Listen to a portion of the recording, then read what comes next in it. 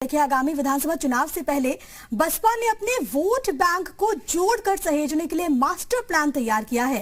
इस प्लान को लागू करने के लिए बसपा आज प्रबुद्ध वर्ग सम्मेलन को आयोजित कर रही है और ये आयोजन अयोध्या में किया जा रहा है। खास बात यह है कि बीएसपी भी बीजेपी की तरह भगवान राम के सहारे 2022 के चुनावी समर में उतरने जा रही है। बसपा संतों को जोड़ने के लिए उनके दरवाजे भी जा रही है। अयोध्या के सम्मेलन में पूर्वांचल के कई प्रबुद्ध वर्ग के नेता हिस्सा लेंगे। संत समाज के लोग भी इस मंच पर दिखाई देंगे। बसपा के इस सम्मेलन को जिला प्रशासन की ओर से अनुमति भी मिल गई। ताराजी रिजॉर्ट में होने वाले सम्मेलन में 50 लोगों के शामिल होने की अनुमति दी गई है। हाईकोर्ट के जातीय सम्मेलनों पर रोक के आदेश के चलते बसपा को इस सम्मेलन का नाम ब्राह्मण सम्मेलन से बदलकर प्रबुद्ध वर्ग सम्मेलन करना पड़ा है।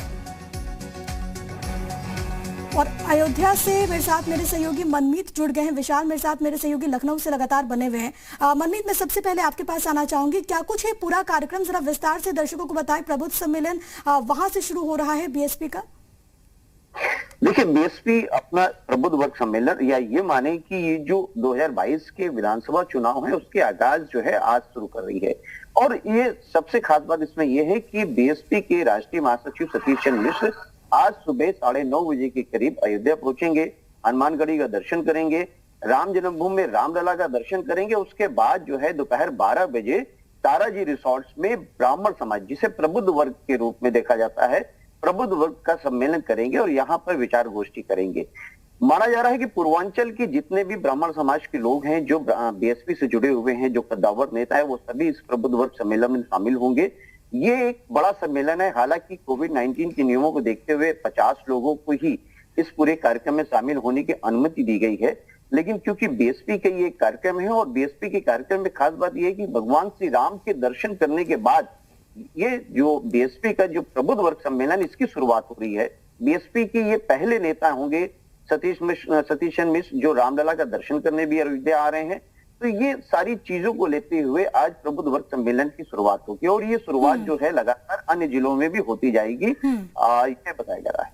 ठीक है, अन्य जिलों में भी इसकी शुरुआत होगी। लेकिन विशाल, मैं आपसे ये समझना चाहूंगी कि अयोध्या से इसकी शुरुआत करना और ये जानकारी कि संत समाज के लोग भी इस मंच पर दिखाई देंगे, क्या संकेत बीएसपी की ओर से आने वाले चुनाव के लिए भी कि ये एक अहम मुद्दा रहेगा और इसी स्ट्रैटेजी के तहत पार्टी जो है वो आगे बढ़ेगी?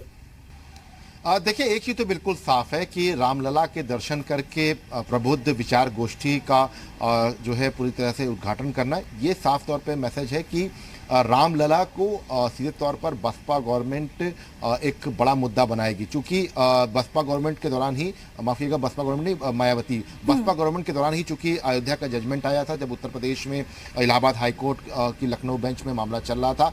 और इस बात को लेकर हमेशा ही मायावती ये कहती रही हैं कि लॉ एंड ऑर्डर उस वक्त बेहतर रखा गया था और उस वक्त इतने बड़े जजमेंट आने के बाद भी कहीं भी एक घटना नहीं हुई थी। तो ये एक जो बड़ी बात थी, इसको पॉइंट आउट किया जाएगा। इसके साथ साथ चूंकि लगातार, चाहे वो सपा हो, चाहे वो भाजपा हो या कांग्रेस हो, हर कोई धार्मिक मुद्दे को लेकर अब मुखर हो चुका है।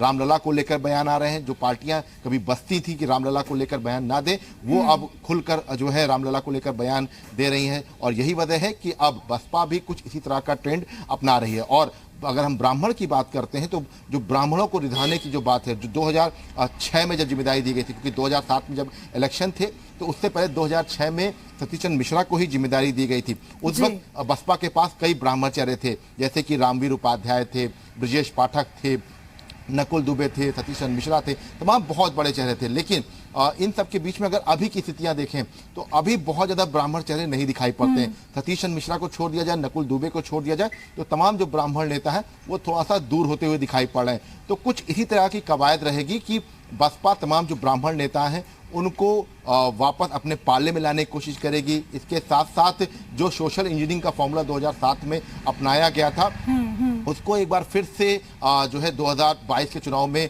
अपनाने की कोशिश की जाएगी, ताकि जो वोट बैंक है उसको जो है फिर से भाजपा अपने पाले में कर सके।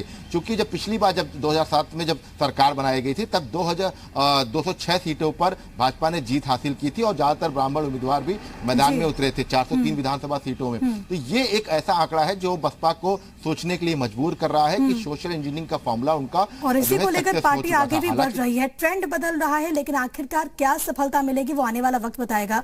आप दोनों का बहुत धन्यवाद हमारे साथ जुड़ने के लिए और तमाम जानकारी दर्शकों तक पहुंचाने के लिए।